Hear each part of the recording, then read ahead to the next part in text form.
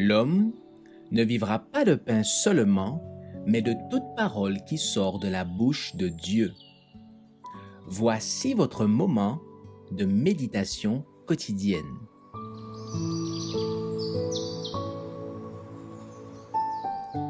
Maranatha. Le 15 juin, le conflit armé des derniers jours. Ainsi parle l'Éternel des armées. Voici, la calamité va de nation en nation, et une grande tempête s'élève des extrémités de la terre. Jérémie 25, verset 32. Bientôt de graves difficultés surgiront parmi les nations, difficultés qui ne cesseront point jusqu'à la venue de Jésus. Comme jamais auparavant, nous avons besoin de nous unir pour servir celui qui a préparé son trône dans les cieux et dont le royaume domine sur tous. Dieu n'a pas abandonné son peuple, et notre force repose sur le fait de ne pas l'abandonner. Les jugements de Dieu sont sur la terre.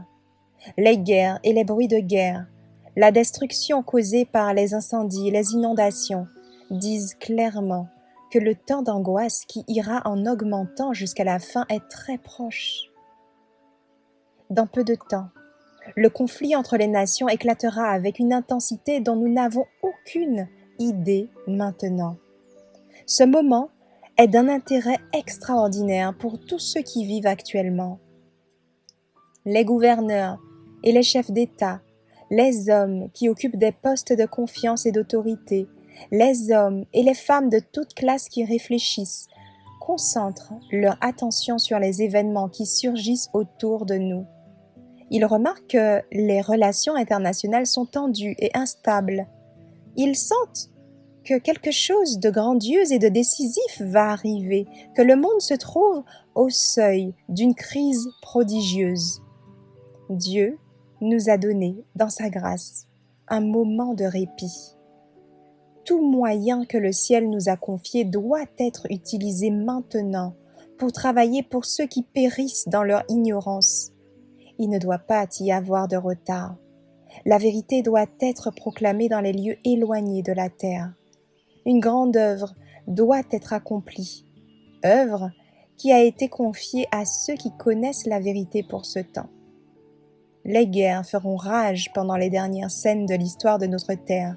Les épidémies, de terribles fléaux et des famines désoleront le monde. Les eaux des profondeurs provoqueront des inondations. Le feu et l'eau s'allieront pour détruire les richesses et les vies humaines. Nous devrions nous préparer à entrer dans les palais que le Christ réserve à ceux qui l'aiment.